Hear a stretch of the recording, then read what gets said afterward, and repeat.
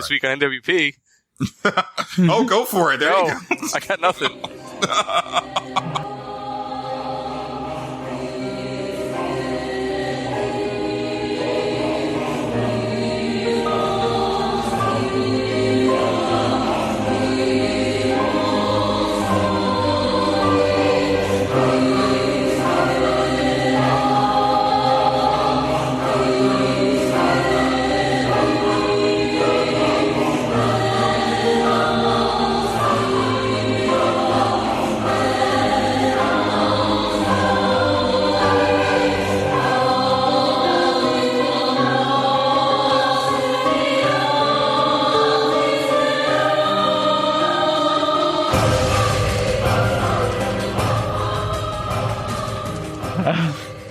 And welcome to Nerds Without Pants episode, I was going to say 96. That's completely wrong.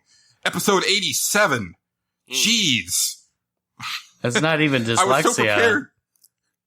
No, that was me looking forward to the future is what that was.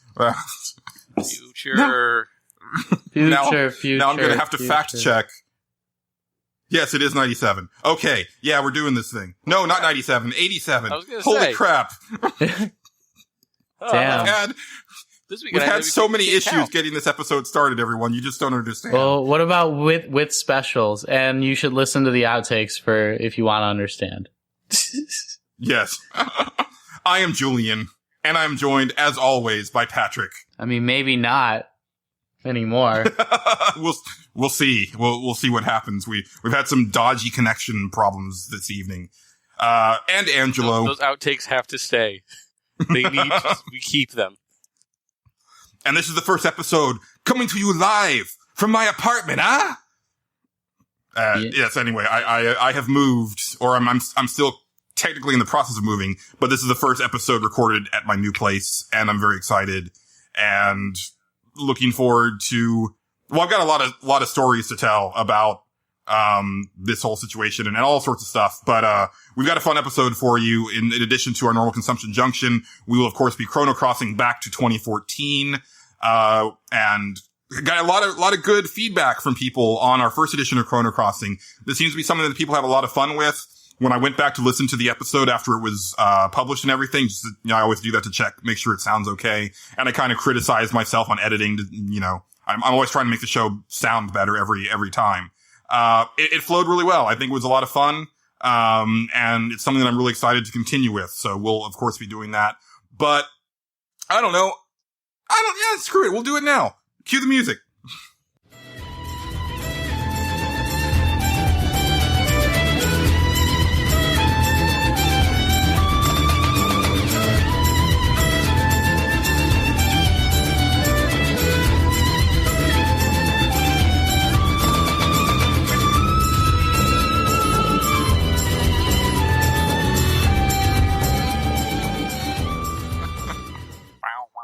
See, I was Can't gonna wait. do it later. It's gonna be so good.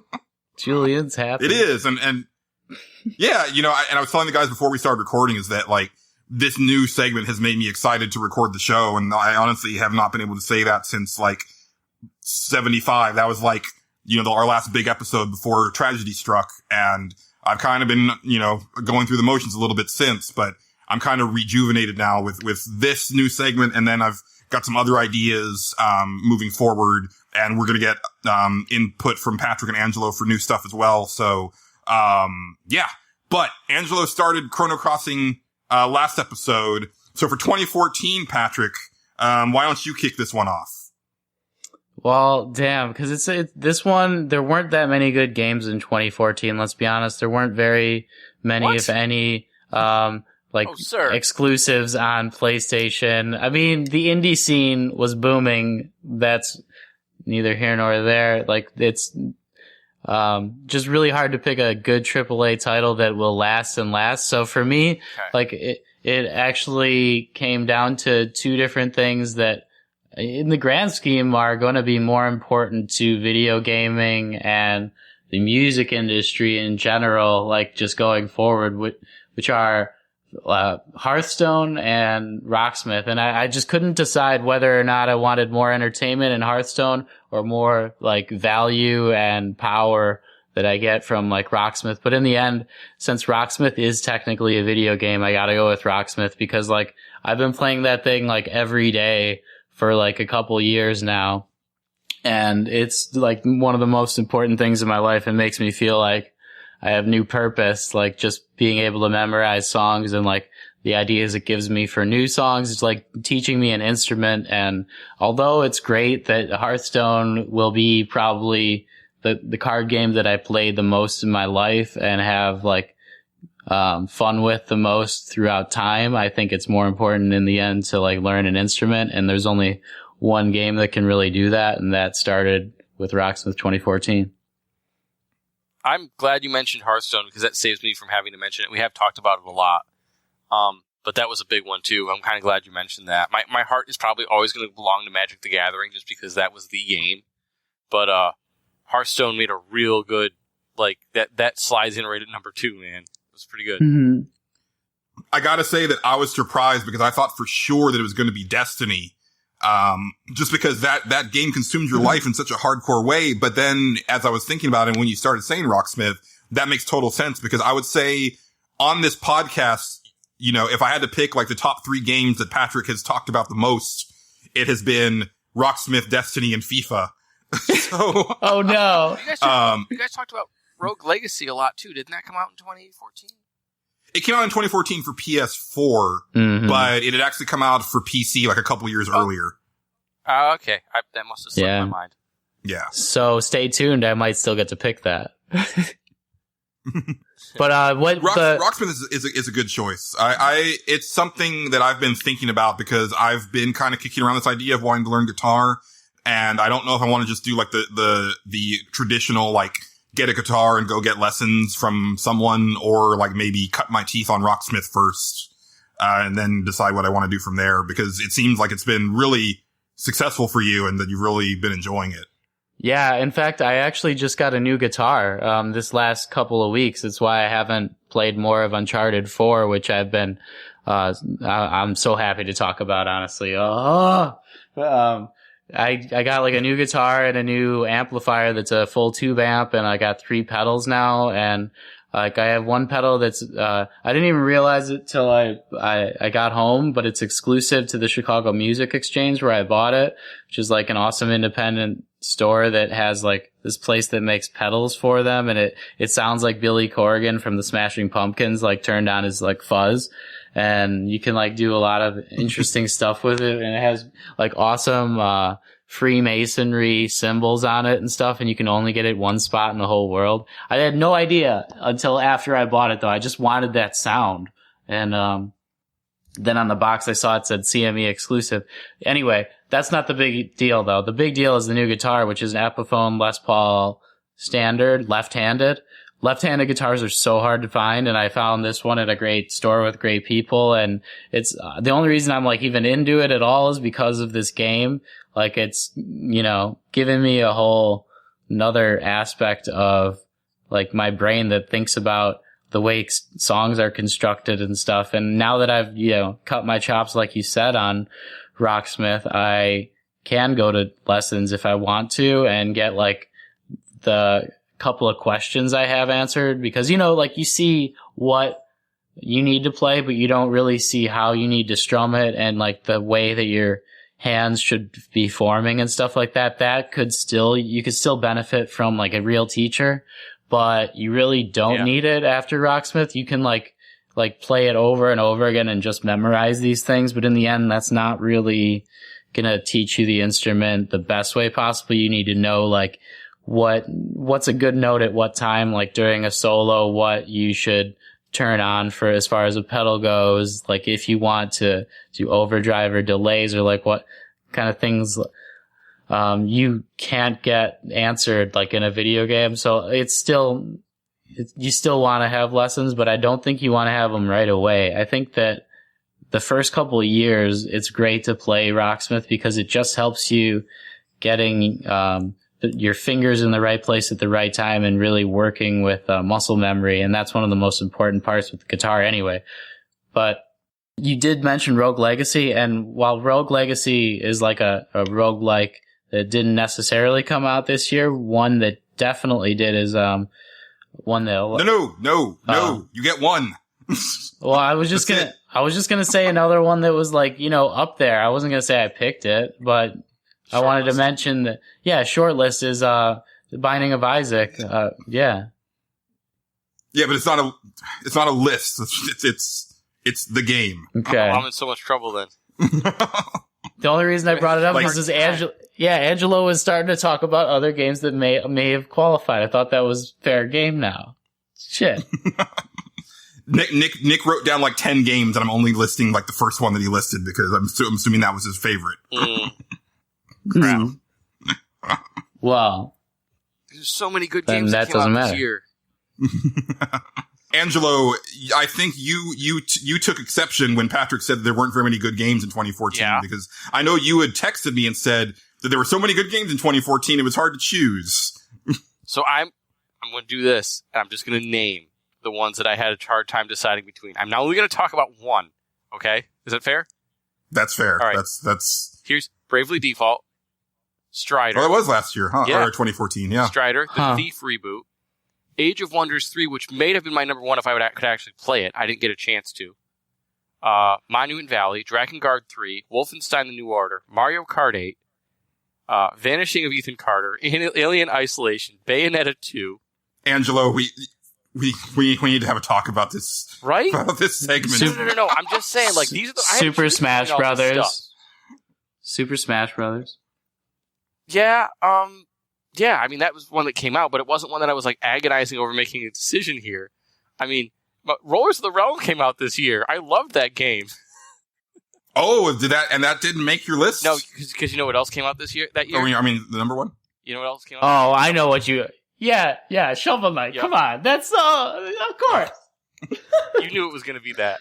I mean, man, It was like, some of these were like choosing between, like, I don't know. It was Sophie's Choice all over again. Oh my gosh, dude. It was literally Sophie's Choice. It was just as important. Ugh. Without hyperbole. I don't know. If I had played Age of Wonders 3, this might be a whole other list, but I can't. My computer's a potato, and that's the only platform it came out on. And the Thief... I can't do this. Okay, so Shovel Knight. So what about Shovel Knight puts it above those games? It is just one of the most solid platformers I've played in a long time. The level of difficulty is kind of like just perfect. It's kind of just where I want it. Where,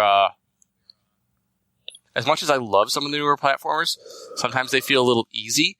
This, aside from like maybe the very first level, never felt too easy to me.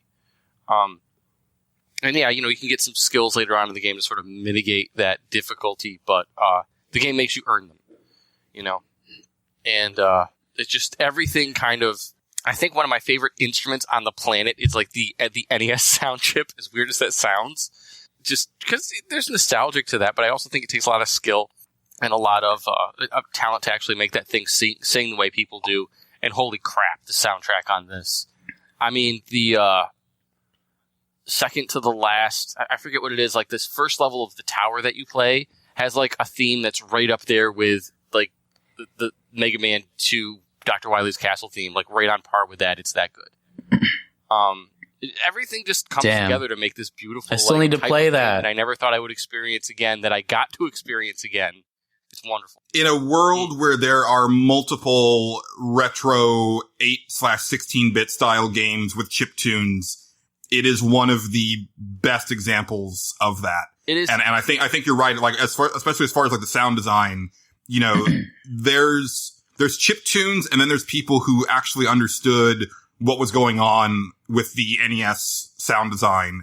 And Shovel Knight sounds like a game that would have come out in like 1987/88. Like it's right up there. I think that the one thing I've never really been able to get past is like, why a shovel? Does that become clear as you play? Like, why not anything else? Just because why not? Yeah, because isn't his girlfriend Shield Knight? Like, It's just like, yeah. I mean, there's a digging mechanic in it, but even that could have been anything, really. It could have been a sword. Well, you wouldn't dig with a sword, but like there's piles of stuff that he walks up to and he digs, and you know his attack is he kind of like flips the enemies over by digging on them sometimes and things like that. But I also think that a lot of times the 8-bit retro platformer hangs its hat more on being retro and 8-bit feeling or sounding than it does on being a good solid platformer. And I think this actually has the complete package more so than most of the other games that like came out with that whole look and feel. Like it is first a competent game, and it could have been modern and it would still be an amazing game, but this also just comes together to make the character of the game that much better. No, that's a great choice. It's funny because we'll get to it in the when we get into like the Twitter responses, but I actually thought for some reason that Shovel Knight came out in 2013 on the Wii and then came out for the other systems in 2014, but I guess it all came out during that year, so I was just completely off. But yeah, that's a great one. So for me, you know, the way that I plan on doing this, you know, and I'll probably, as we get further back, because our memories are going to start to get fuzzier, I'm going to start sending us all like the link to, you know, the wiki, like here's all the games that came out in X year. I went ahead and did that for myself. And so I was looking at this list and it actually went by month. And I'm scrolling down the list and I'm like, oh yeah, I forgot that came out. Okay. Yeah, that was okay. And then the game came upon me and I was like, oh, I'm done. I don't have to even look at the rest of this list. Like I had kind of forgotten what year it came out because I don't know, things are a little weird for me right now, years wise. But, like when I saw it, I was like, yep, that's the one. Like I don't even have to look at the rest of the list. I don't care what else came out because this is the game. And that game is South Park: The Stick of Truth. Yeah. Yep. Which, you know, I think I talked a big game about it like on one episode of the show, but I don't think I ever like really came back to it and talked about, you know, the staying power that it has for me. This is one of the few games where I went back and played through the entire game less than a year from the first time that I played it. And I got all the achievements for it. And it was because I just loved, like, just on every single level, this game succeeds. Like, as a big South Park fan, it rewards you for sticking with the series. It's got like the obvious jokes for the people who, you know, kind of stopped watching after season 3. So it's kind of front loaded with a lot of like Mr. Hanky jokes or Big Gay Al and stuff like that, where it's like, oh, you know, casual South Park fans will remember this stuff. But if you go deep like I do, I mean, you're rewarded with just references and fun jokes and even just items where you're like, that's from that one thing. That's great. But even on top of that, it's just a fundamentally excellent South Park story. And then on top of that, it's a really great RPG. Like, it's a really great RPG. I love the battle system. It's kind of like Paper Mario style where, you know, your button presses actually affect gameplay. The graphics are gorgeous. It looks just like the show. And then, like, the items and the weapons that you get are just really cool. And all of it, like, some of my favorite South Park episodes are the ones where you are reminded that these are kids and they're not, you know, they may talk like really like adults sometimes, but they're kids at heart. And so the whole game takes place with them, you know, pretending and playing and, you know, the way that they create this fantasy world in their backyards and on the playground and stuff like that is just really well realized. And I just can't say enough great things about it. The only like drawback is that the game's like a little too easy. Well, it's a lot too easy. Because the gameplay is really well done and there's a lot of technique to like your abilities and stuff, but it's very rare that you ever have to actually rely on any of that. And it's too bad because I think, you know, hopefully with the sequel that I'm assuming is still in the works. I haven't seen anything about it since the announcement trailer, but hopefully they'll take what they did with Stick of Truth and then kind of up the ante on the gameplay. But yeah, that one I just, so freaking good. Yeah. Wonderful. And of course we had feedback from people over at pixelbit.com in the comment section of our previous episode. You can always go there and let us know your Chrono Crossing picks. The first one comes from a new listener, Johnny Barnstorm, who incidentally is one of the co-hosts on the Square Roots podcast, which I talked about on our last episode. Really cool guy. I've been having a lot of fun talking with him on Twitter. He says 2014 for me was Destiny, followed up by Wasteland 2 and Dragon Age Inquisition. he was the only person that mentioned Destiny, and I was kind of surprised. So, somebody had to. I know people like that game. Patrick used to. It's a weird game. Yeah. No, I want to take a cheap shot at Destiny before we're done with this game. Because I am so pissed off that I spent 350 hours or so, like, getting one new weapon. I can't even think of what people are doing now. Like, that's how it ends up. Like, you have nothing to go for in the end game except for, like, a new sniper rifle to do the same raid 20 more times. And it's great to do, like, with your friends while you're talking or something like that. But, like, I feel like I almost got carpal tunnel syndrome, and it's really bad for me, like, to play a game like that as a human being. I think it's just, like, it makes me worse as a person, and I can't do the same level over and over again like that, and I refuse to, and I think that we should boycott those kinds of games. Patrick! So all video games, then, we need to boycott. Oh, boy. Patrick's having an existential crisis with gaming right as we speak. Wait, what was that game I was talking about that I said was like that? Final Fantasy 14? No. I mean, we all have those situations where we kind of question what we've been doing with our lives. I feel like definitely Freedom Wars. I felt so trapped when I was playing Freedom Wars, especially because your home base is like this small ass cell where you can't even move. You're like, all you can do is leave it. It kind of makes you look at what video games are in like a very weird way. Yeah. We talked about that on the show before. Yeah. Yeah, despite my rage, I'm still just a rat on a cage, you know? Well, our fearless site director, Nick, listed like 10 games, but you can only choose one. You can only choose one! Highlander. And he picked Dark Souls 2. Oh, of course. Which, yeah, I mean... Yeah, I saw that. Like 2 episodes ago, like that's just the most obvious thing. Of course it's Dark Souls 2. The dude has a Dark Souls 2 tattoo. So yeah, and a lot of people will pick Dark Souls 2, but it's also like considered maybe the weakest one out of all of them. So and I don't know, it's just a sequel too, so it's hard to put that as number one.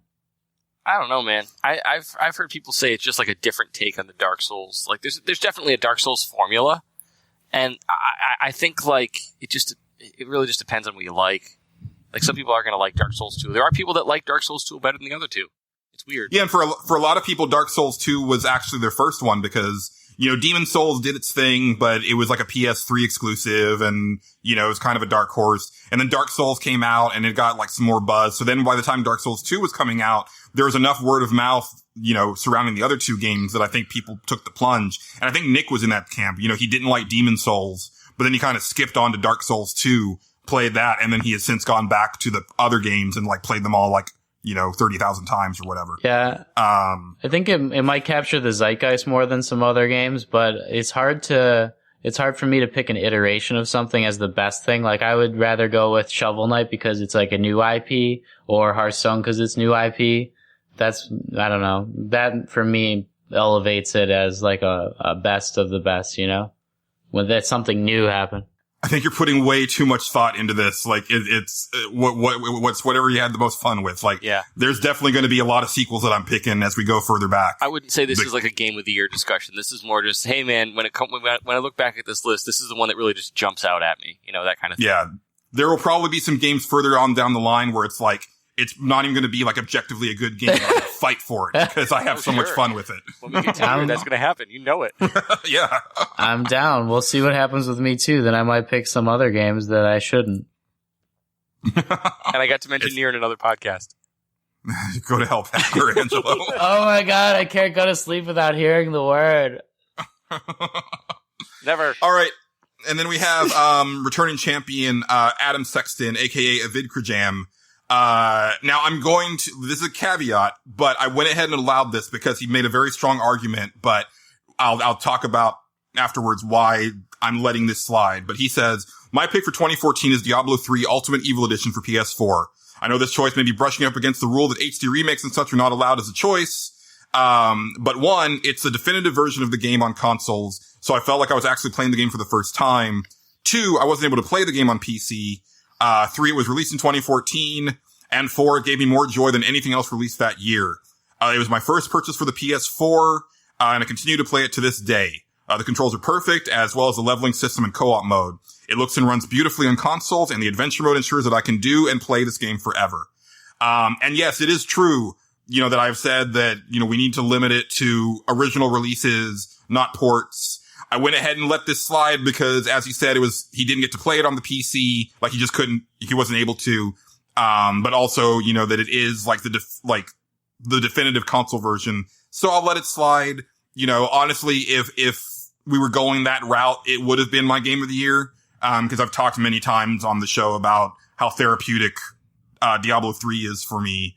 But, for me, I'll probably end up picking it the year that it came out for, PC. Although I'm going to have to look when we get to that point, cause it's possible that something else might end up supplanting it. But it's an excellent choice. Again, kind of breaking the rules, but I'm going to let it slide. Yeah.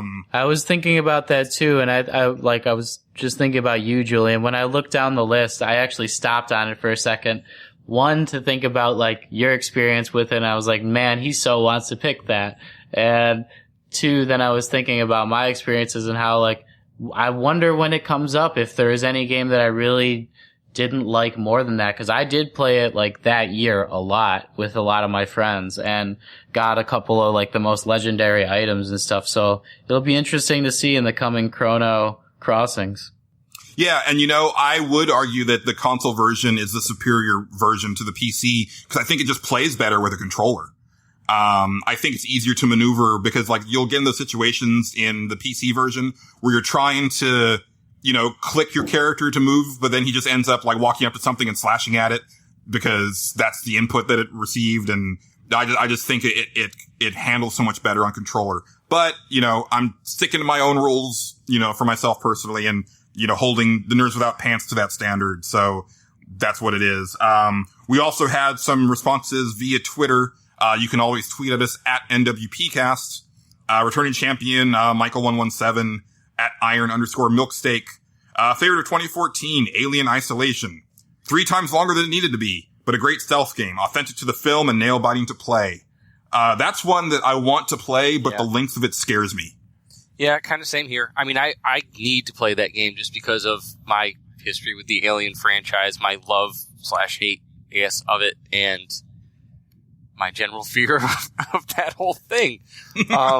I know the game will affect me, and I'm kind of excited to do that. As weird as that sounds, I'm excited to scare the crap out of myself. But again, the length, it's 60. This doesn't need to be a 60-hour game. Isn't that what they said it was? Whoa! No. I think it's 25. But even so, but when you think about other games of that ilk, they're usually about 10. Yeah. Maybe 15. So I think it's just one of those things where it overstays its welcome. Even when you play one of those games that for 10 or 15 hours, I usually feel around 7. I'm well, I'm doing the same thing in new, atmospheres, I guess. But this should be over.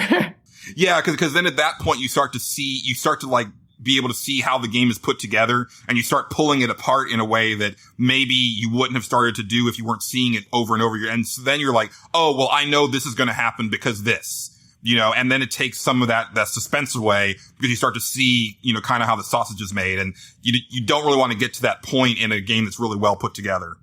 But I mean, it's one that I might end up picking up and playing with my girlfriend because she's a big Alien fan, and I think she would get a kick out of that one. Transmet, he's Transmet on Pixelbit, but he tweeted at us this time. You can find him at PK Becker.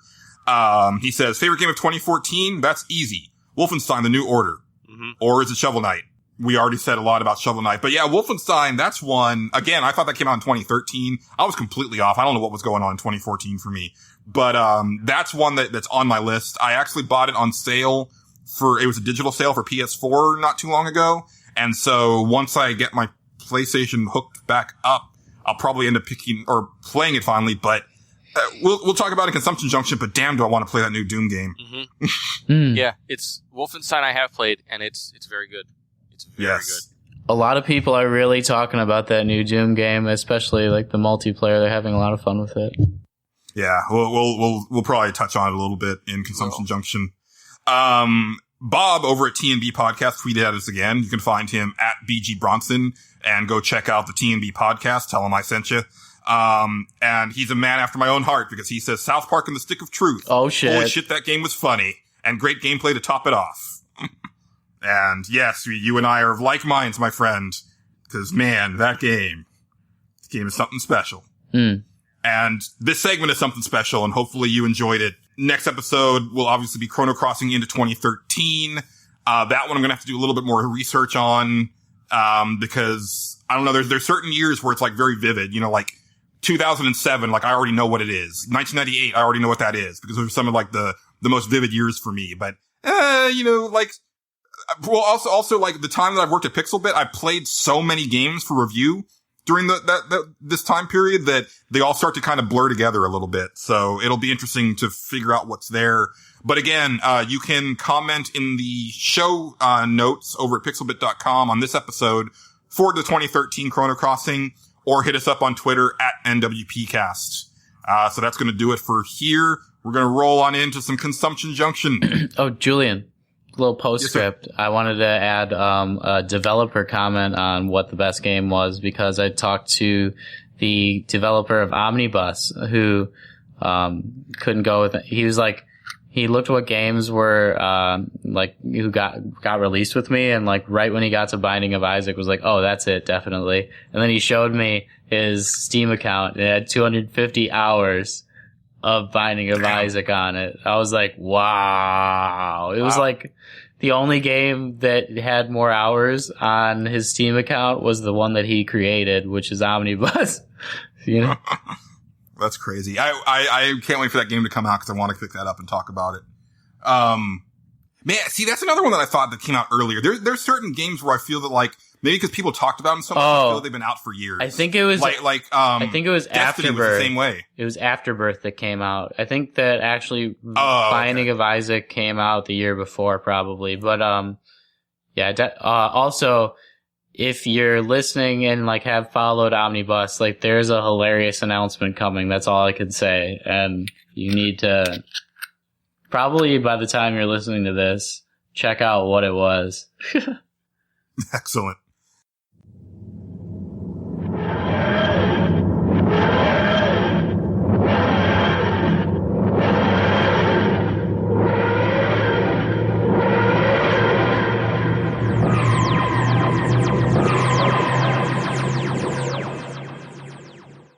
Well, real quick before we do Consumption Junction, I have only 2 podcasts to shout out, and then I'll probably cool it for a little bit because I'm going to have to take some time to listen to some more episodes of stuff.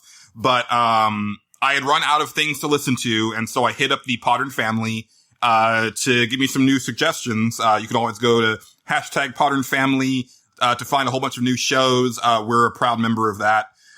So the couple that I listened to, the first one is not normally my cup of tea because I kind of steer away from shows that are just focused on like a single show or a single topic.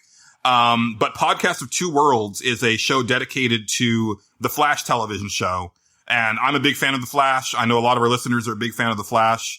It's a really well put together show. They bring in some clips and stuff from the episodes, and it's really well done. So it's probably not something that I'm going to like listen to on a regular basis. But if you are a fan of the Flash and you know, like want to be part of that community, it's definitely a great one to check out. And you can find them on Twitter at PO2W_Flash. I really think they need to rethink their Twitter handle. Cause I was trying to tweet them and I was like, wait, what was it again? And I had to look like 4 times. So guys, you might want to work on that, but your show is great. So keep up the good work. You know, Julian, I wanted to ask you about like what you're hyped about for this new season of the like different superhero shows, especially with like these new ones that have just been announced and new seasons just coming up. Like Power Season 2 is coming out, and then there's the Powerless, a series that's happening. I'm like, what do I make of all this, and what should I be watching? You know, it's kind of funny. And I'm going to be guesting on another episode of The Comic Conspiracy coming up, like next month. And we're going to talk about this in depth, I hope. But I'm actually getting a little burnt out on superhero stuff. Daredevil season 2 was kind of the breaking point for me, where I was watching it and I was like, this is great. And I'm kind of tired of it. Like, I'm kind of done with seeing people beat up bad guys and then try to pretend that they don't have a double life the next day. Now I say that having just seen Captain America Civil War, and it's now like my new favorite superhero movie. But at the same time, it's like, you know, Legends of Tomorrow, I kind of just watched it because I liked like some of the actors on it, but the show I thought was not that great. I don't watch Gotham. I stopped watching Agents of S.H.I.E.L.D. I hated Powers, so I don't even care about a season 2 of that. I'm surprised there was going to be one, honestly. And then the Powerless one, like, the thing that excites me about that, I think, is that Alan Tudyk is, rumored to be part of the cast on that one. And people are thinking that it might end up being like a, Blue Beetle and Booster Gold show, which, you know, Rob, of course, would like cream himself over if that was the case. But yeah, I don't, you know, well, there's a Blue Beetle movie that's being penned now, I heard. So, I don't know. Well, I mean, but who knows if that'll ever come out, because like Gambit just didn't happen all of a sudden. And like they like start these things and then they just stop it because they know nobody wants to watch them. Well, and after Batman v Superman, like I have like serious reservations about any movies that DC puts out, for the foreseeable future, because the universe that they're creating for their movies is not one that I really want to be a part of. So, you know, I'm with you though. I'm burnt. I like don't know if I'm going to watch any of these new seasons. I stopped watching Gotham after the first season. It was too many episodes for me. I couldn't it was like 20 something episodes a season.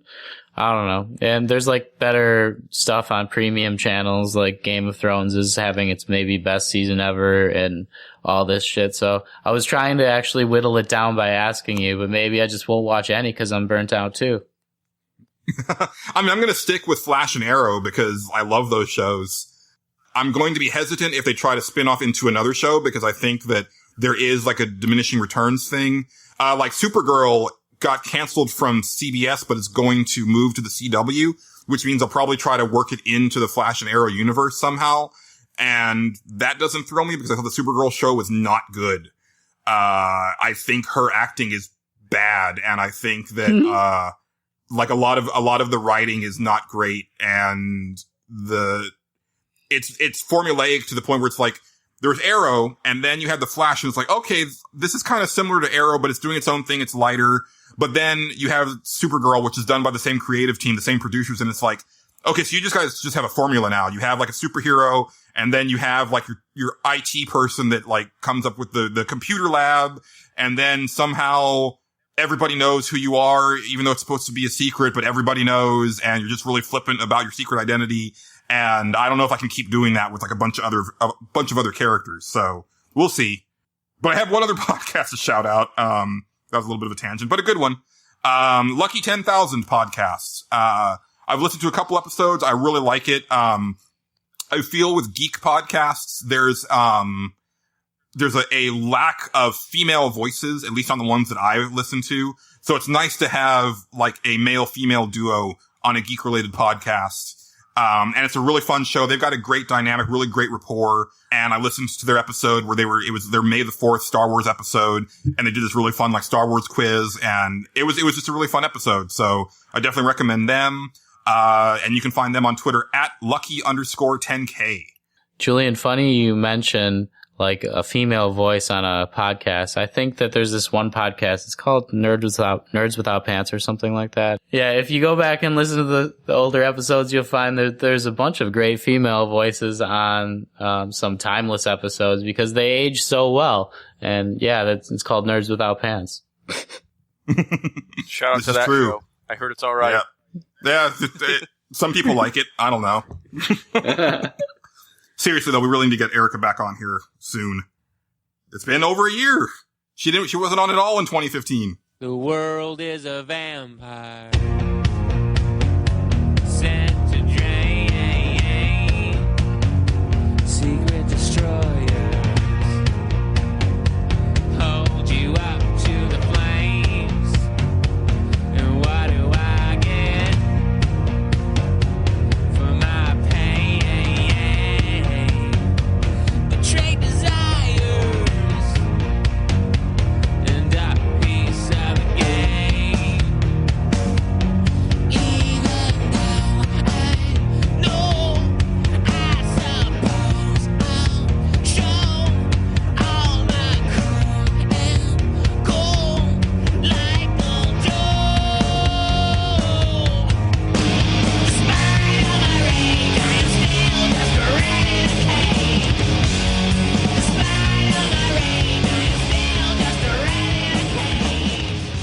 So let's do some damn Consumption Junction. I need to shorten the podcast shout outs, but yeah. So normally I let Angelo and Patrick kind of rule the roost when it comes to Consumption Junction, and then I'll try to throw my stuff in at the end because, you know, whatever.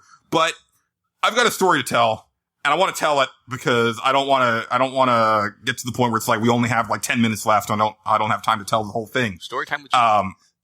Story time. Cue the dramatic music.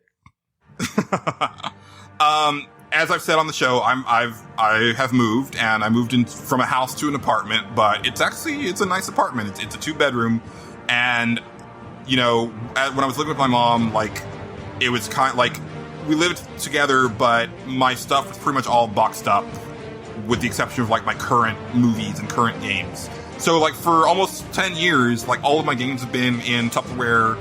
All of my systems have been packed up, and all that stuff has just been like not accessible. And so when I moved here, like on the top of the list was I'm going to do a game room.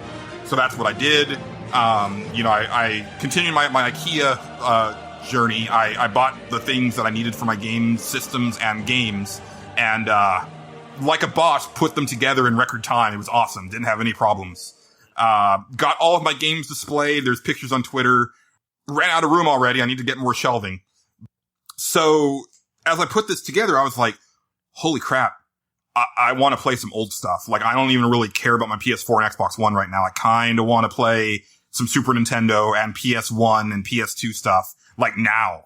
And I had purposely moved over I had a flat tube that I inherited from my mother.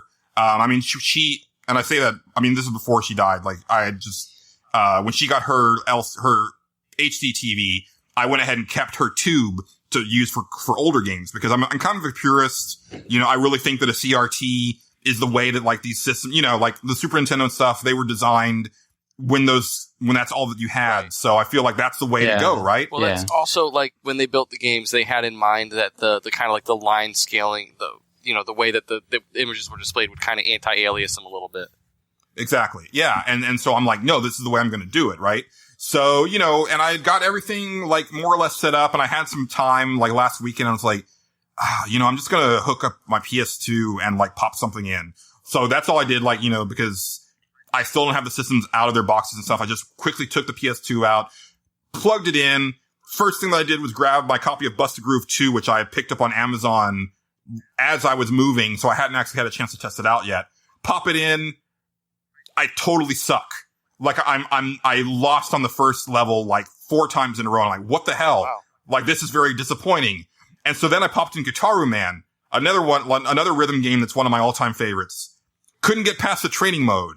And I was like, I had this really like, oh no, like, are the reflexes going already? Like, can I just not do this anymore?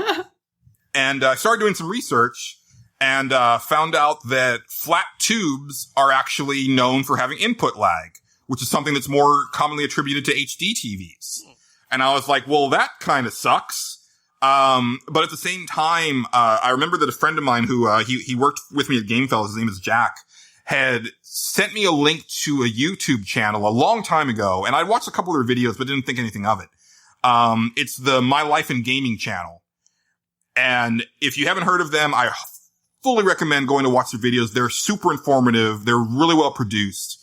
But these guys were talking about how to get the best picture out of your old systems on new televisions, which led me to this little upscaler called the XRGB Mini, or also known as the FrameMeister.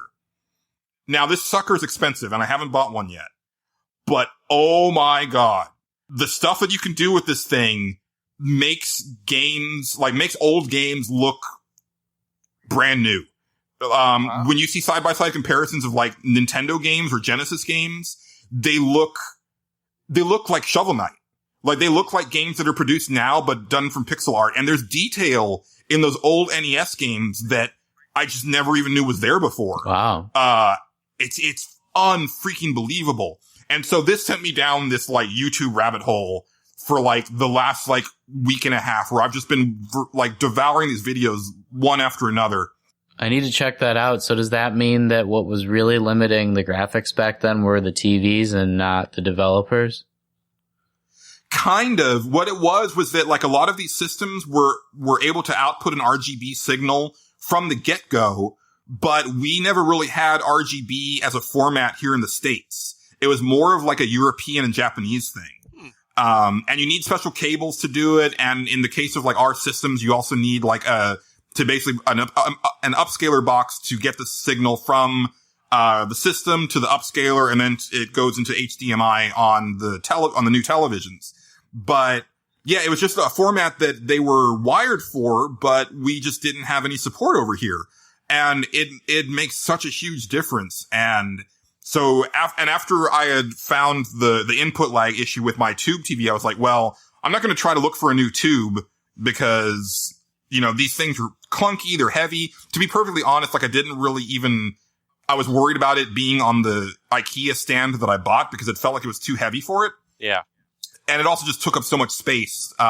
So I actually chunked it today, and I'm going to go ahead and get like a little 32-inch, HD monitor and wall mount it so that I've got more room for systems. But, yeah, so I ended up picking up a Sega Genesis, over this last week. Whoa.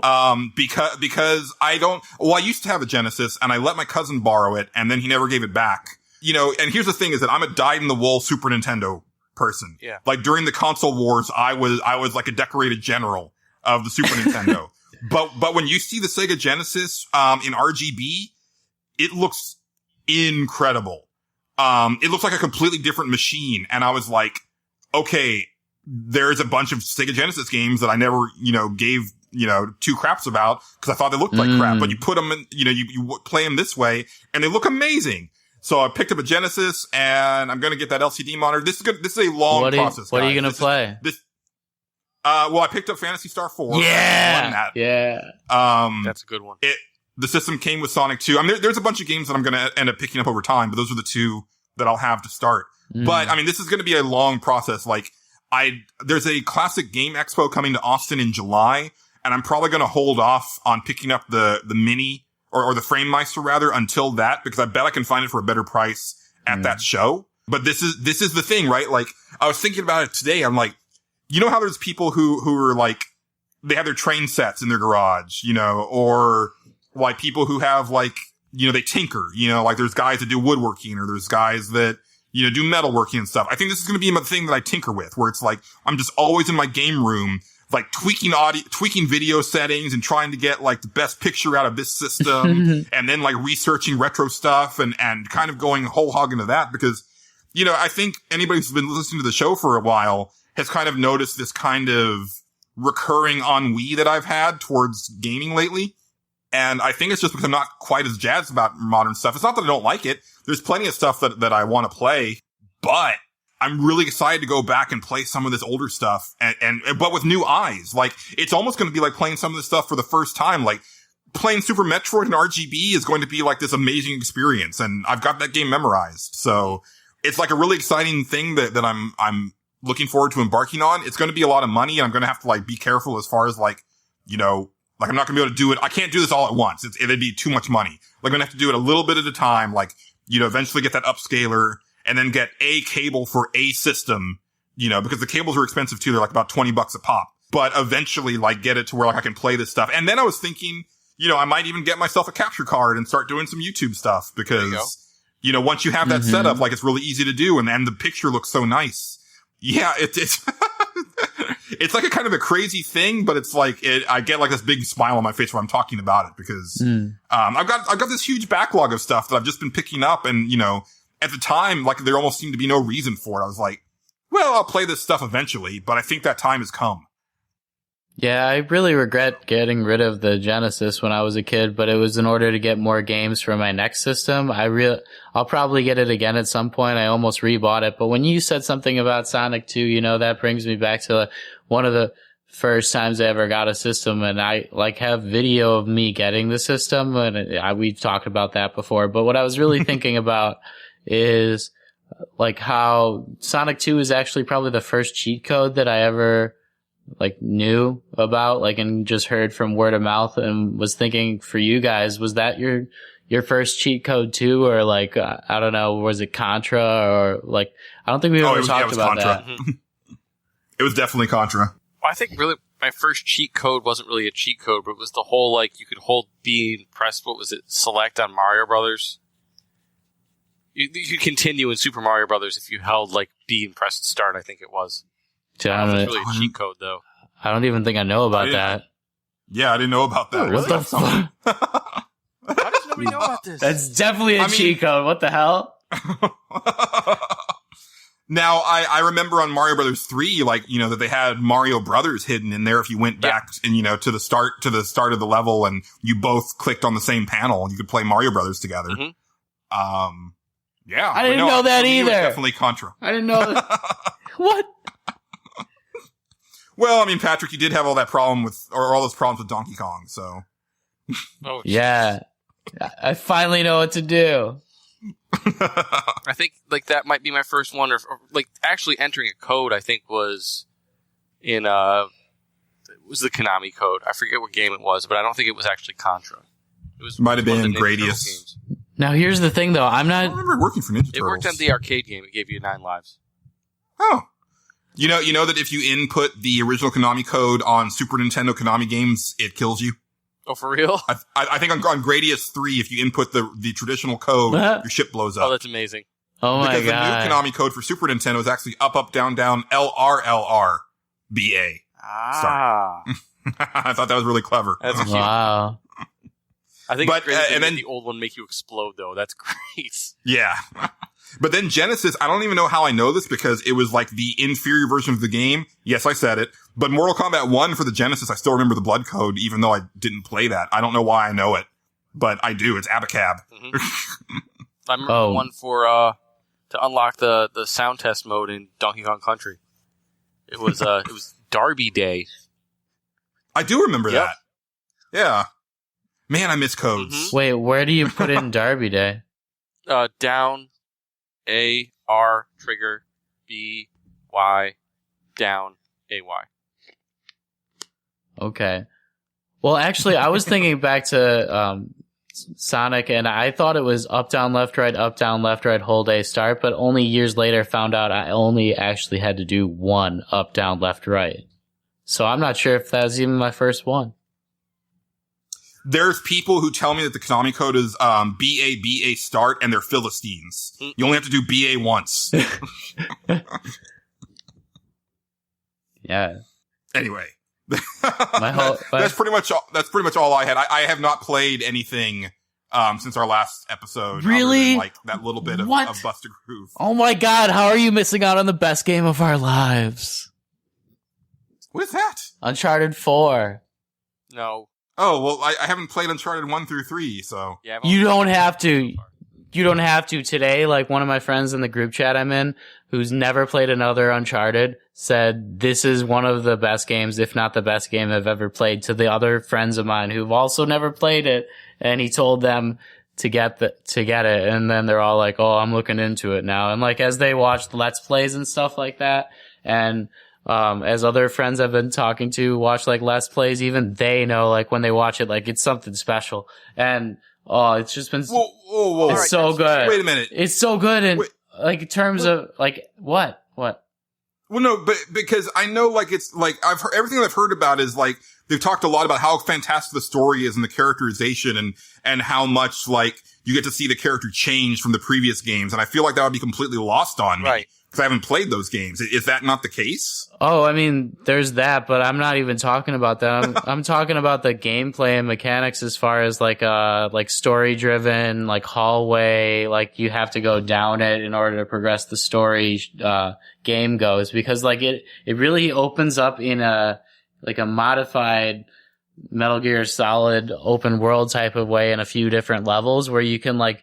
go around in a Jeep or a boat and like look for these treasures that you can find in certain places that it's totally optional, but like, there's like different secrets around and like different ways to go that you like may never find. And I just feel like it's the future of first person gaming. And I could feel like it get better while I was playing it, like in terms of all the dynamic ways I can go through the same level in order to get to a story driven game, which like, you didn't really feel so much in the first 3. It's just like, it's such a nice happy medium between what Metal Gear Solid was being so open, and the other Uncharted games being so closed. It's so new, like, that they added all these elements to it that it just feels like something different than all the other games and way, way better. And I'm just so happy about where those types of games will be by the time VR really kicks in. Yeah, it's one that I want to play, but it's like, and I'm not even like one of those people who will say that, I have to play like everything in the series, but I do feel like I need to at least play 2 before I play 4. Yeah. Maybe not, but I just I have that nagging feeling because everybody says 2 is the best. You know what? Like, there's so much you get added to it if you play 2 especially. There's like, all 3 of them come back in some certain way, but like a lot of it is just like you're in Drake's attic and you see all these old memories and you feel really nostalgic for like the times gone by that you've had with him. Though that really adds a lot to the character with me because I've obviously beaten 2 4 times and 3, I've beaten them all. It's just that it's taken to a whole new level and you don't even have to know the story because like there's whole new characters and there's whole new things that go on and they explain it so well with cinematics that like you can enjoy it for what it is and you can enjoy it for like what it has been. It works on so many levels. There's nobody who plays this game that will dislike it. It's just like you need to do yourself a favor and play it. I was not jazzed like for this like game to be even out again. I thought like 3 was enough, you know, like there was nowhere to go with like the way that they were like with the mechanics and stuff. I didn't think that they could do anything new, and they've added so many new types of things that I can do, like with the grappling hook. I can like jump onto different enemies from all sorts of places when I swing, like not only like forward, but I can swing diagonally and around corners and stuff like that. It's so dynamic. Yeah, it definitely sounds like, because I think I've heard a lot of people echo that sentiment of, you know, I didn't even want them to do another Uncharted. You know, I didn't want them to do a sequel to Last of Us. I just wanted to see something new from Naughty Dog. But then everybody seems to have really like kind of eaten crow because everything I've heard makes it sound like, you know, already like a Game of the Year contender. Yeah. Man, I just really feel like I need to like go back and play that Uncharted collection that I have though before I delve in, and that's like a big commitment. Well, they're really short games. They're like 10 hours to 15 hours if you're bad at it. And you might actually even want to just skip the first one because it's not that good. I'm gonna be honest with you. Yeah, you really don't. Just watch a story synopsis of it. Yeah, I might do that. I might go back. Honestly, like, you know, I want to play Dark Souls 3 like fully once I get my systems hooked up, but then there's that Doom game. There is that. I really kind of want to play that Doom game right now. But I also want to finish Doom 1 because, you know, I had to like set it down when I started moving, but I was still having a lot of fun with that. So I had to finish Doom 3. I put that down. Yeah. Damn backlogs. I know, right? So Patrick, are you finished with it or are you? No. Have you just scratched the surface? I'm like, chapter 11. I probably play.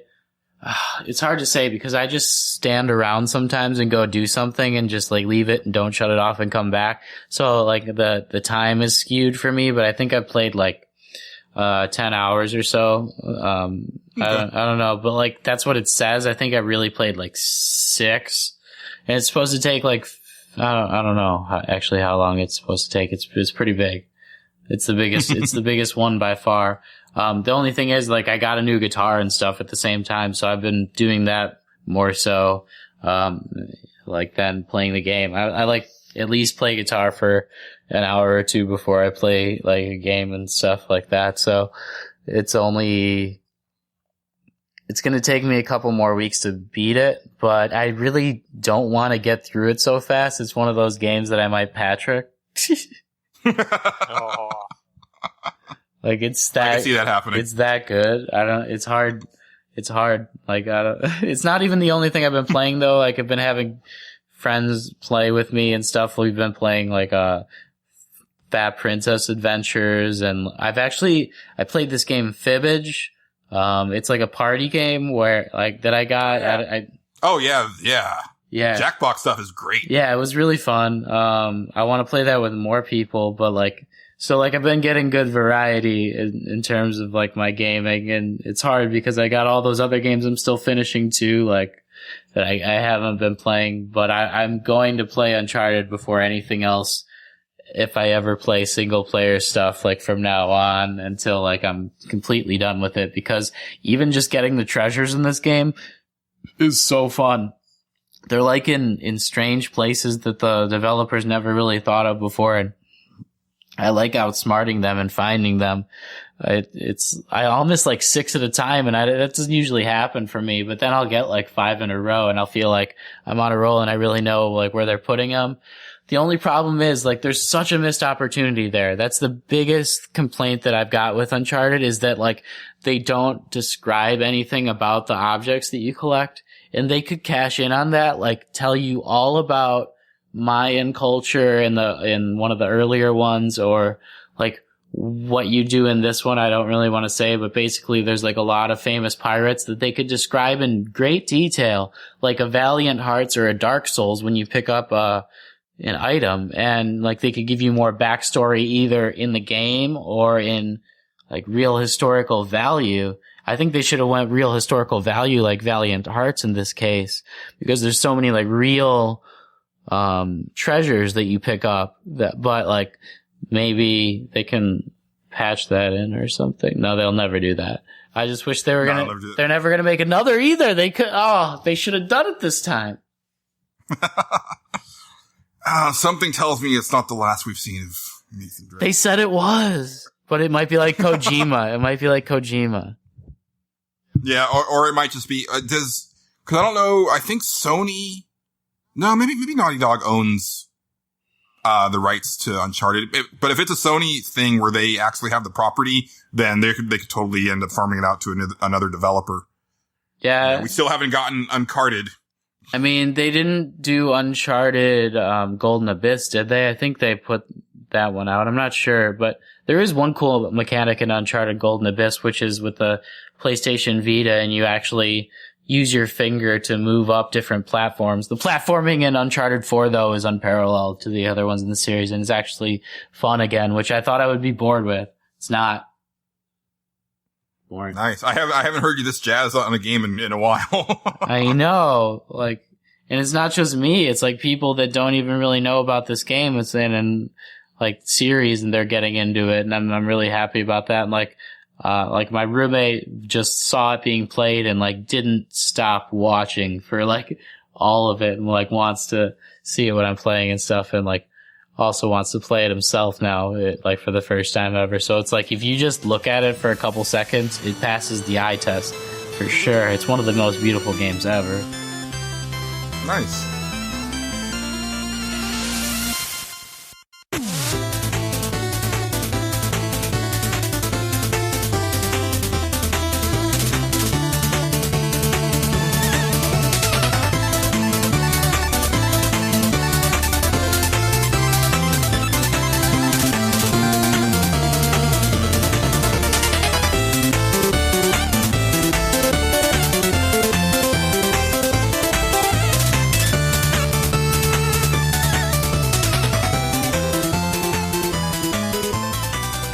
Angelo, what have you been up to? Boy. You actually, unlike me, you actually spent some time playing some video games. Yeah, I got a few.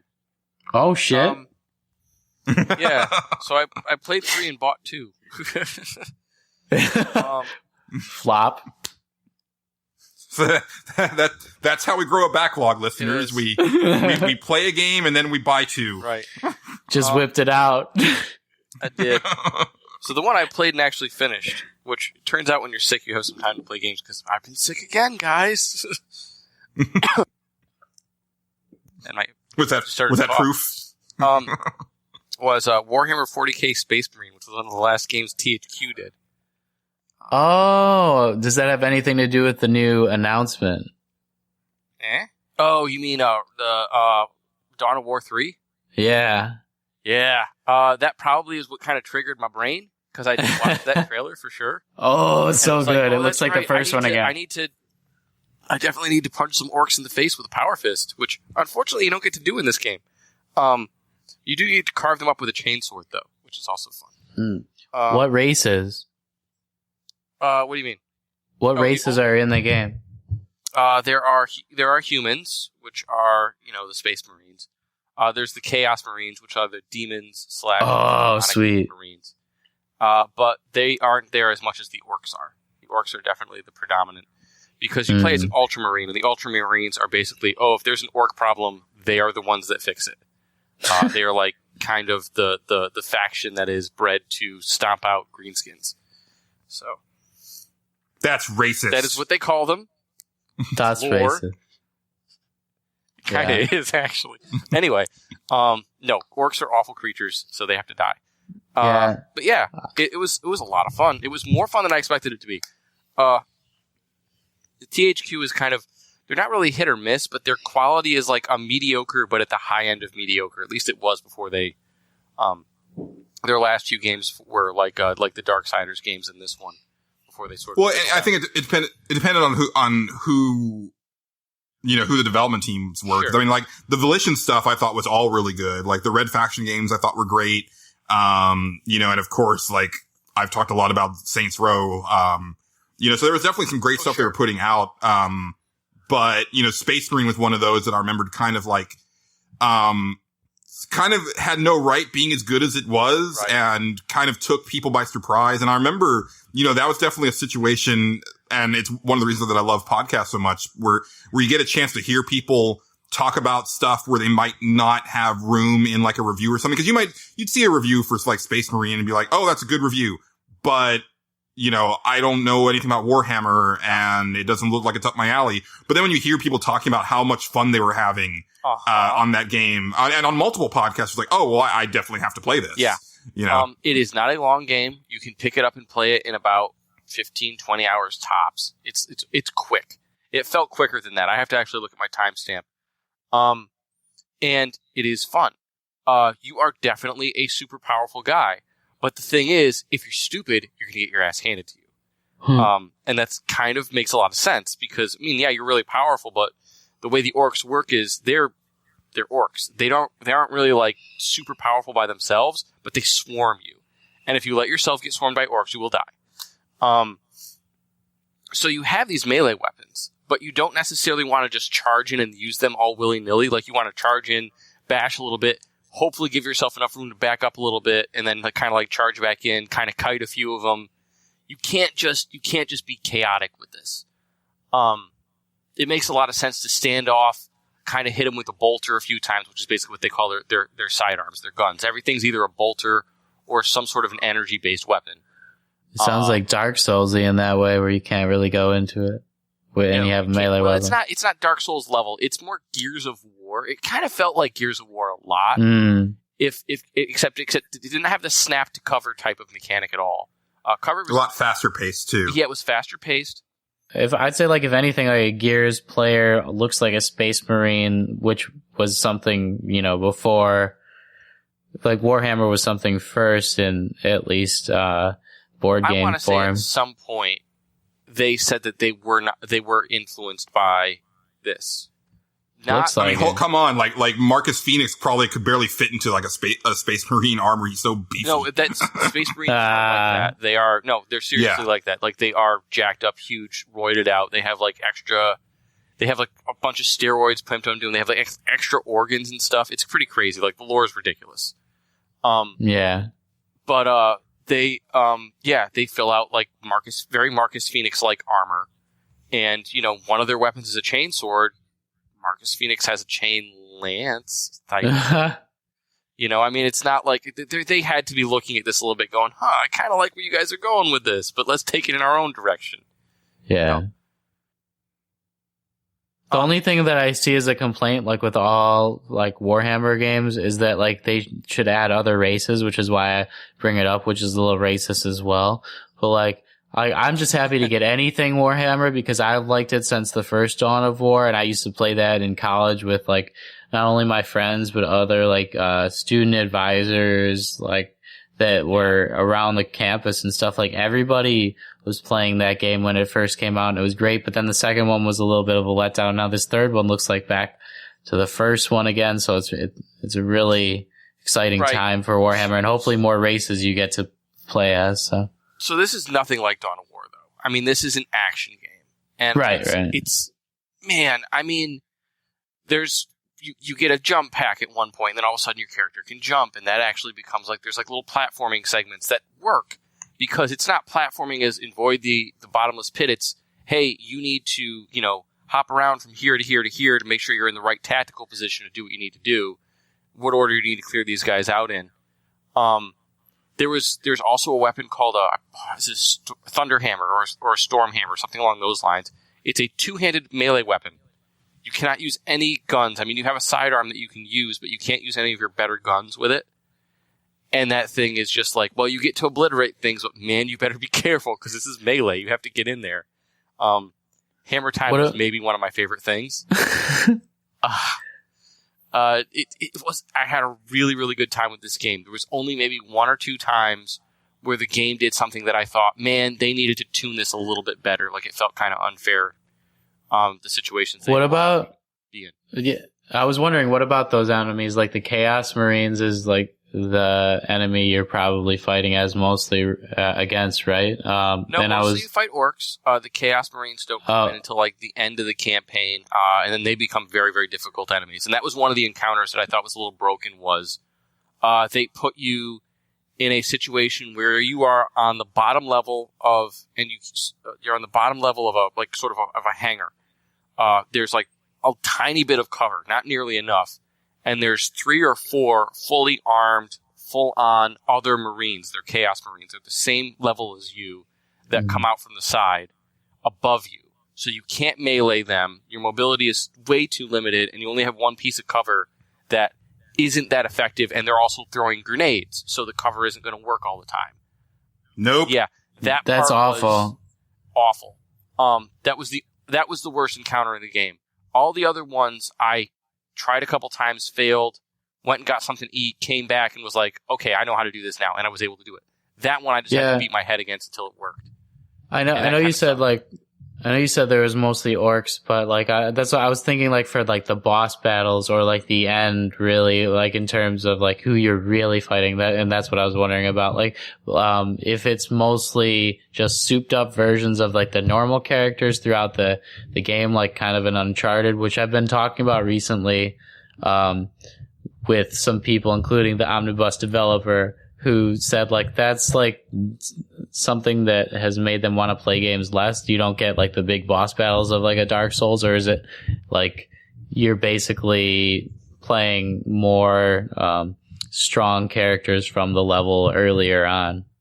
No, there's bosses in this game. There aren't too many of them. Usually the situation does end in a very good encounter with kind of standard enemies, or maybe like it introduces a new bigger enemy, but there is an orc war boss that you fight twice, and he is interesting to fight.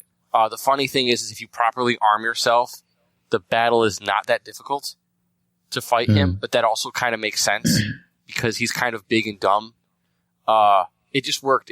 That was actually one of the cooler encounters, because it's like, I know how to take you, and this should work, and oh my gosh, it did. And it was like, wow, okay. That kind of, it didn't feel like I cheesed the game. It felt like I did something well within the game's rules that should have been this guy's foil, and it was. And then there's a final boss that is,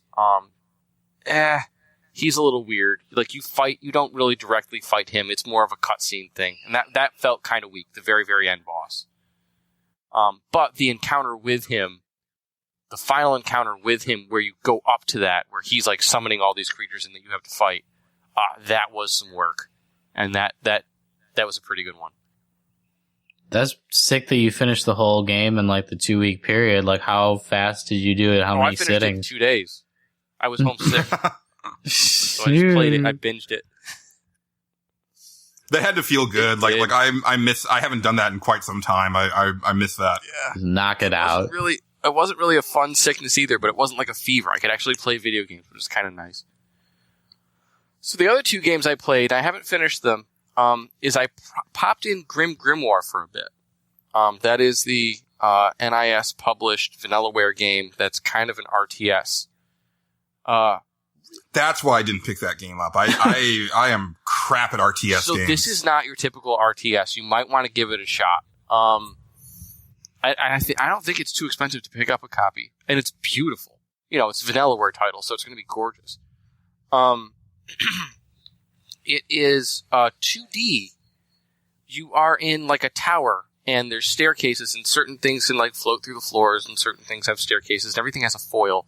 The thing about RTS is that I typically don't like is the base building seems overly complicated to me. It always has.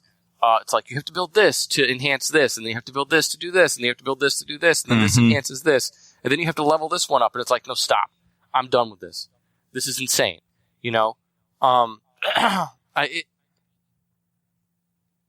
I always forget what I have to do. I always get confused as to what beats what. It's just too complicated. And I'm not trying to like say that these are bad games or anything like that. I'm just saying like that level of complexity doesn't strike me as a good, fun level of complexity. Right. This seems a little different. It's more of a JRPG style, RTS. Whereas there's almost like a rock, paper, scissors type of this element beats this element, beats this element. And there are, on the map, there are certain crystals. And for every crystal you control, you can build a base of a certain element. This is kind of a really basic way to explain this. So, and then from those bases, you can build other things. It never goes beyond 3 tiers per element. It's usually just like build stuff and fight. It's more manageable, I think, and in my brain it kind of comes together more cohesively than a typical RTS would, like, say, Dawn of War. Not to say I don't like Dawn of War, but every single time I try to play it, I get to a certain point where it's just like, this isn't working for me anymore. So that usually happens to me, like in the first like training levels of those games. Yeah. The interesting thing about this one is there's a very very JRPG-ish story behind it, but it's also like a very Harry Potter-ish type of story where you're like a girl at a magic academy, and I knew you were going to go there. I knew someone was going to go there. Where? They're obviously kind of, yeah, okay. They're obviously kind of nodding toward it because I think one of the characters has their name that sounds like the leader of the school, like the old bearded guy who's in charge of the school. His name sounds very familiar. Dimblebore. Bumblebore. What's that? Yeah, it sounds very familiar to Dumbledore. It's not, but it's very, very close. Going to come back to that because I think I might want to have my wife might be interested in the story in that one. The one that she has no interest in, which is the one that I spent most of my time with after I was done with that, was 3D Game Heroes. Oh, I want to play that so bad. Yeah, that's one that I have on the backlog that I always mean to go back to because I only played the beginning of it, but yeah. So don't let the hype run away too much. It's a little flawed. And I think people know that going into it. Like, just the nature of this thing, like there has to be some flaw to it. It's just not a perfect game. But it's fun. Angelo, it is fun. Your sword extends across the entire screen. There are no flaws. Okay, you're not wrong. The thing is, as soon as you take a hit, you have this puny little sword. Again, I don't know. You'll just like, you pay all this money to build up this sword that you only get to use if you're at full health. And let me tell you, when you go into a dungeon, you don't stay at full health for very long. So it's just like, there's some things that I think could have been tweaked a little bit better. But what it does nail is, again, the nostalgia thing. Now, this is a game that I would say is kind of like, not necessarily the antithesis of Shovel Knight, but it's just like, man, it leans into the nostalgia factor so hard. And it's kind of delightful. But it also looks so fresh. Like, it does. I can't think of any other game that looks like 3D Game Heroes. No. And I wish that they had done something else with that style. Oh, it's so what are they fun. doing now? Like when you cut grass or when you I mean, an enemy, like they crumble. They don't disappear, like they crumble and like the little blocks go everywhere. It's so cool, like the little voxels or whatever they are. Yeah. I don't know. Patrick, they started working on some little game called Dark Souls. I don't know if you've heard of it. Yeah. Yeah. Same people. Atlas published, but it was developed by From Software. So, but it is a fun game. Some of the encounters seem a little bit like, you needed to iron that out a bit more. One of the boss battles in particular.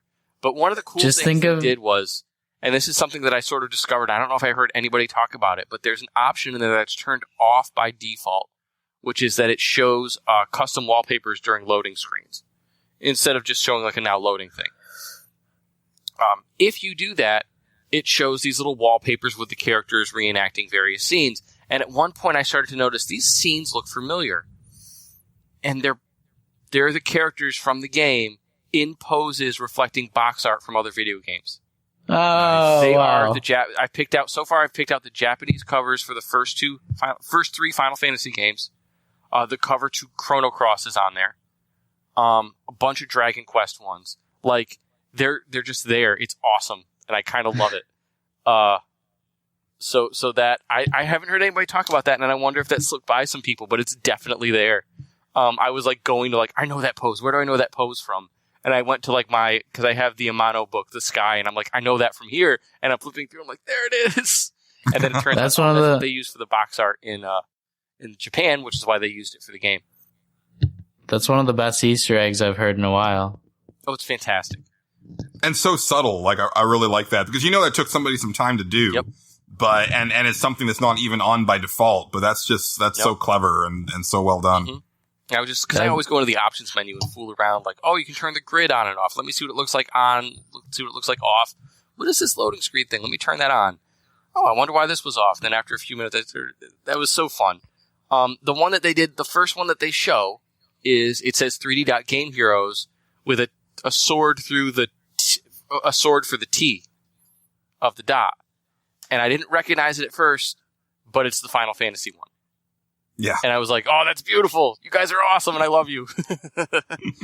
So, I always go to the options whenever I first boot up a game, no matter what. But lately, I've found that after I tweak all those settings and I start the game has me do all the options. I'm like, well, okay, I just wasted some time. Okay, this one doesn't do that. And I still do that by habit. Like, just... So, the two new games that I picked up were... Spec Ops: The Line, which I've talked about playing for a while, and I really, really, really want to play, so I can talk. Man, about I can't wait to talk to you about that. We're gonna do that. Yeah, I'll have to do it at the same so time. Maybe I'll be on backloggers or something with you and have to play through it together. Yeah, that might be something. The other one is Concept Saga. Oh, okay. Which was an exclusive for the 360 that I kind of forgot about. And no. What's that? Concept was PS2. Concept Saga was an Xbox 360 exclusive. Oh, okay, now we're just getting to some. I know, but we have to because What's apparently the right after difference? I bought this, they said that there's a 3DS one that might be coming out. Oh wow, Which is okay. interesting because that wasn't a franchise I expected to ever see again. But here we are; they're talking about it. I don't know what the difference is between Concept and Concept Saga. Frankly, I don't know enough about the franchise, but. There was a demo on the Xbox 360 thing that I ended up playing, and I'm like, I don't know if I get this, but I think I need to play it because it's kind of like, it is a literal hybrid board game, like card game in video game form, because it would be too complex to actually work out in an actual tabletop environment, so it only works in a video game, but at the same time, it's a board and card game. It's so weird because there were actually like multiple games like that came out around the same time. Yeah. Because there was Concept, there was Lost Kingdom for the GameCube, I believe, which is the same thing. It's like an action RPG, but all of your attacks are card based. Then there was Phantom Dust for the Xbox. Yep. And that one, I think Kingdom Hearts Chain, I think it was Chain of Memories. Same thing, like card based, but then like this RPG. This is literally like your guys are on a board. You roll dice and they move around this board. They can buy the territory they land on and then set up. They use their cards then to like summon a creature to guard that territory. That's basically the gist of the game. And the idea is the first person to a certain amount of MP, which has a G in front of it for some reason, wins. And if somebody lands on your space, they can play a card to try to beat the creature you summoned, which when you go into a battle, you can then equip with other cards, which are either weapons or armor. If they win, they take the space from you. If they lose, or if they just choose not to fight, they have to pay a toll in MP based on the value of that space, which you can also pay to level up. The kind of the catch is if you level up that space and they take that space from you, the level of that space does not reset. So if you have like a level 3 space that would charge somebody like, I don't know, 600 magic to land on it, whereas by default they're about under 100 to start. Then if they take that space from you, so you better have a really good creature on it and maybe some cards to kind of hold it, then they now own that space, and if you land on it, you either have to beat that creature or pay them that toll. So it's kind of interesting. It's Monopoly / Magic the Gathering is what they compared it to. I don't know if it's very much Magic the Gathering, but it's very Monopoly for sure. That's cool. I remember one of our customers at Game Fellows was a huge fan of it, and I went over to his house one time and he was showing it to us, and it looked cool, but I just never ended up picking it up. And I know it got like a real cult following, and I think that's why the 360 version ended up coming out. But that's interesting that they might be doing a 3DS one because it's been so long. Well, the 3DS one would make a lot of sense because one of the problems is like, so I have a 360, but I can only like necessarily trade this stuff with other people who have Xbox Live. But if I have a 3DS, it just makes more sense. I would bump into somebody, they would have that, they could do a Street Pass type of trading thing. It just seems like you could do a whole lot more with a 3DS version of this game. Right. So that kind of seems like a natural platform for it. Very cool. It's nice that it's nice that you guys played some games. Yeah. Space Marine was a lot of fun, dude. I was kind of really impressed with how much fun I had with Space Marine and how badass it was. Yeah. So my one complaint is that the chainsword did not feel like chainswordy enough to me. It felt like more of a club than a chainsword, which I don't know. That's kind of like the only complaint I can really. That and like I said, there was a couple encounters. One, especially the one I mentioned, that felt a little unfair to me. Right. Yeah, the only thing I can really say that I can complain about for Uncharted is like the lack of boss battles. It's just like guys in rooms, and you have to find out where they are like quicker than they can find out where you are, I guess, in a lot of cases. But that's like a small price to pay for like some of the best polish you'll see in a game so far this lifetime. I was going to say, it's interesting that Gears of War and this game kind of had a similar problem with their boss battles, but it's also interesting that the new Doom borrows the health system from this. Does that dovetail into what you were saying, or do you want to come back to it?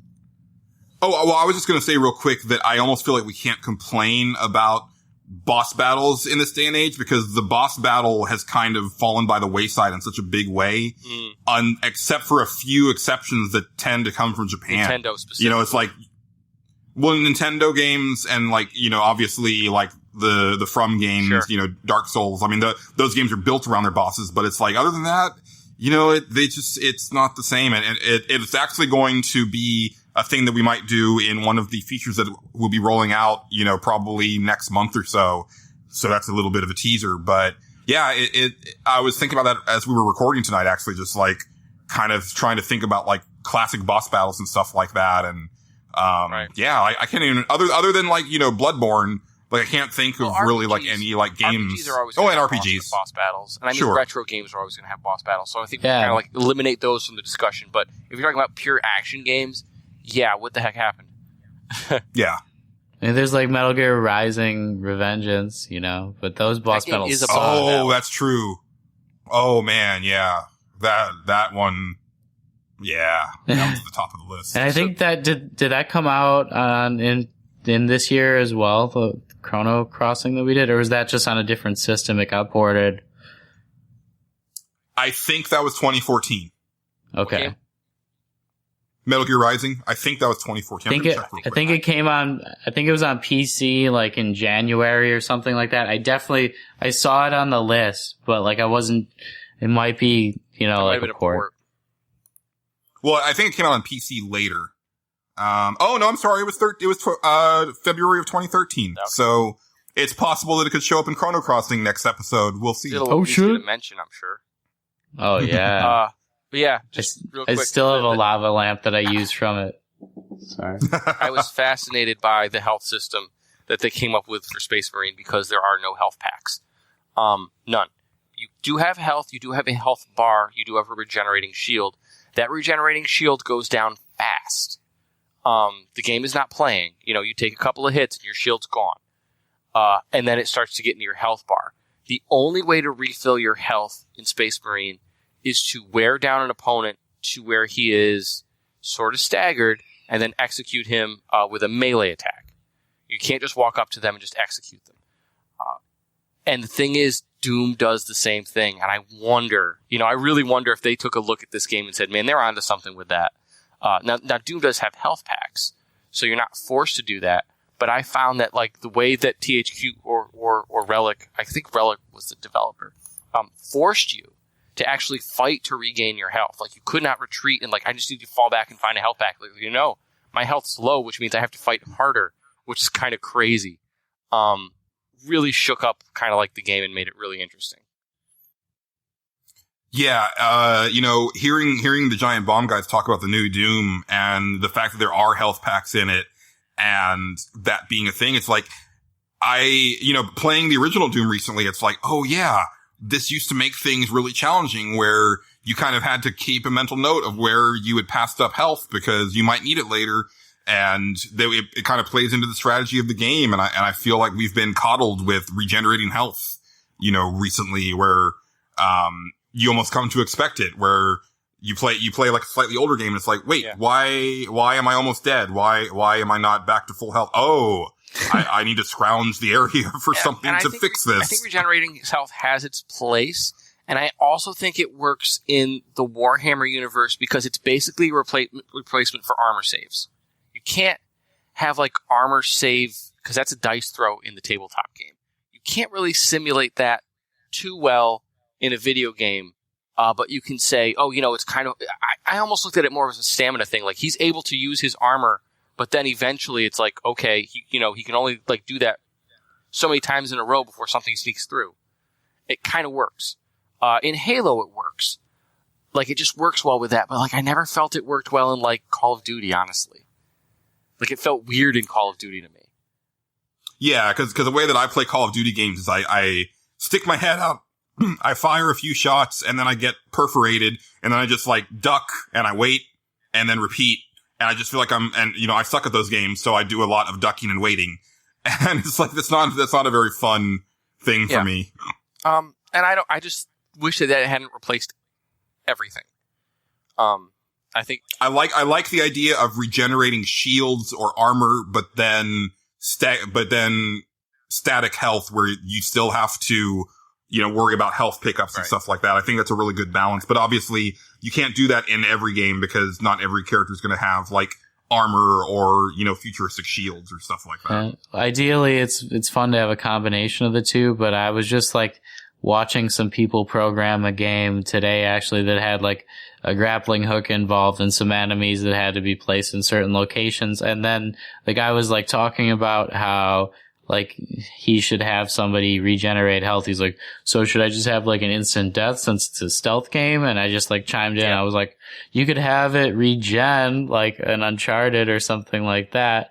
And he's like, oh, that'd be way better than putting down packs. Like, just like from a developer standpoint, it's so much harder to place it just exactly correct. And it's such an easier way to make the game fun for everybody if you have a small group of people. Yeah. Oh, I mean, it's a definite art form. I mean, I think about like Half-Life 2. I remember, if you ever watched like Hey Ash, What You Playing? If you've ever seen any of that stuff. And I remember they had come up with a term called, gore shadowing, where, you're at a calm spot in the game and you're getting all of this, like, tons of weapons and ammo and health packs and you're like fully charged. And then you realize, oh wait, this is only because something bad's about to happen, like right around the corner, and it's like that ebb and flow. Like it's got to be tuned just so, like, I was thinking about that on, again, going back to like original Doom, where playing it on, the normal difficulty, which I hadn't done before, it's that really good balance where I'm like, oh, I'm fine. And then, halfway through the level, oh, I'm staggering. Yep. I am down to like a few shotgun shells and I'm about to die. And then, but thankfully, you go do a little backtracking, find some health packs, find some ammo, scrounge from enemies, and then you're okay again. And then eventually you're flush with ammo, but then something else happens and then you're about to die. And it's this really great, tightrope walking thing that you're doing. And that's just like, good level design and good item placement and stuff.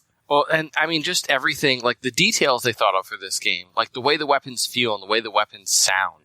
Warhammer 40K is a very dark universe, and like the weapons even have, like you can make weapons that sound clean and bright or you can make them sound, I don't know, like they just sounded dark. Like when you shot a las cannon sniper rifle and that thing like recharged, the recharging sound sounded so ominous. It was really cool. And like your perks are purity seals instead of just being like a random thing that you pick up, and they actually modify your armor.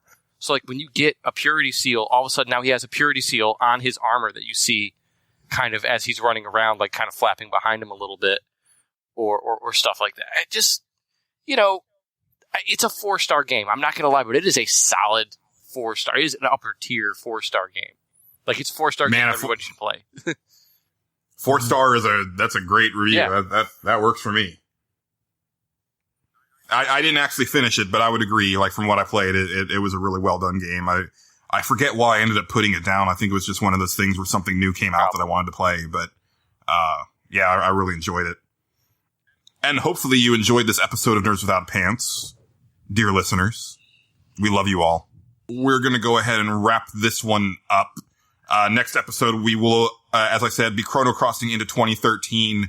So please be sure to let us know your favorite game of 2013, either in the comments at pixelbit.com or on Twitter at NWPcast. Really have been loving the interaction with listeners. I want more of that. If you listen to the show but don't really interact very often, take a stab at it. I love that we had return feedback, but I'd like to get some other people as well, or rotate out. We might get to a point where there's too much to read off, and we have to actually cherry pick, and that would be a nice problem to have. But until then, you can find us individually on Twitter. Patrick at some boss, Angelo at a roguish ham, and you can find me at Julian_Titus. Also, tweet at me if you know any YouTube channels that are really big into the retro gaming and stuff like this. It's a big thing that I'm going to be researching, and so far I've really just been sticking to my life in gaming. But hit me up on Twitter and let me know, because I'm not so much looking for Let's Plays and stuff like that, but as far as people who are into the scene, as far as, trying to upscale their systems or finding hidden gems and stuff like that, let me know. Give me some good channels to check out, because I've been doing more of that. I've been watching a lot of YouTube on my Xbox One on the TV, so that's been a lot of fun. So that will do it for this episode. So as always, for myself, Patrick, and Angelo, thanks for listening, and keep it pantsless, Internet. Goodbye.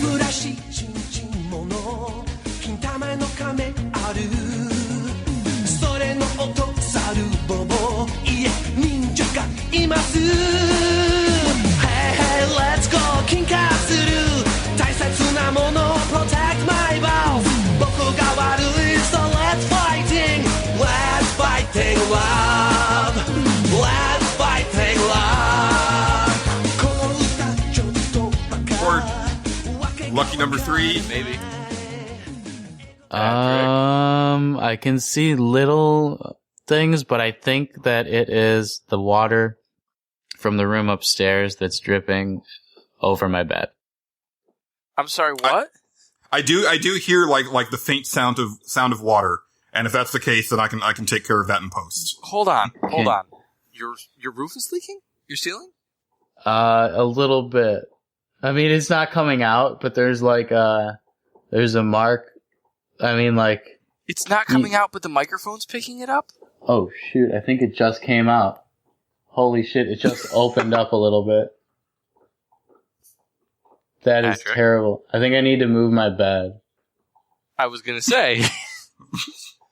And oh my maybe God. Your computer, and I don't know, maybe your apartment? I can't believe that's happening. It might break. Wow. I can see it drip. Do we need to let you take care of that? I think I might need, like, to move my bed and shit right now with somebody else. I'm not sure. Like, the guy who can help me move it is in the shower, and the reason why this is happening and dripping. Shit. You can't move your bed by yourself? I have to move some other shit to move it because I have so much stuff in my room. I can't move out of the way completely. Maybe I can wait. Maybe. Give me a second. Or get a bucket? Yeah.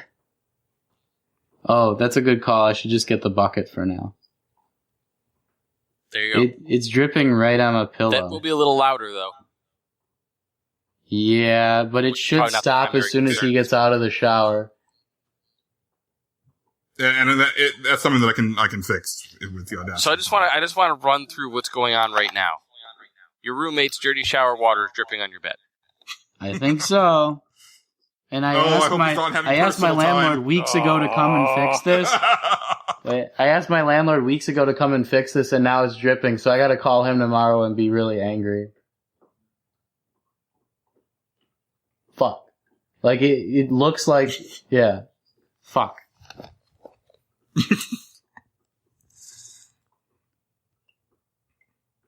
I hope your roommate doesn't pee in the shower. That's almost as bad as personal time. It is. In fact, it's pretty much the same. I beg to differ. Well, it's not the same, but it's... Man, I don't know. I would rather get someone's pee on me than jizz. I think you're right. Pee is sterile, and I like the taste. What? You never seen Dodgeball? Oh, I forgot about that. Yeah. Fools! You thought you could conquer the Fortress of Darkness! Clyde, back away from that stuff! Oh, but I have yet to complete my army. You have come to witness the power of darkness.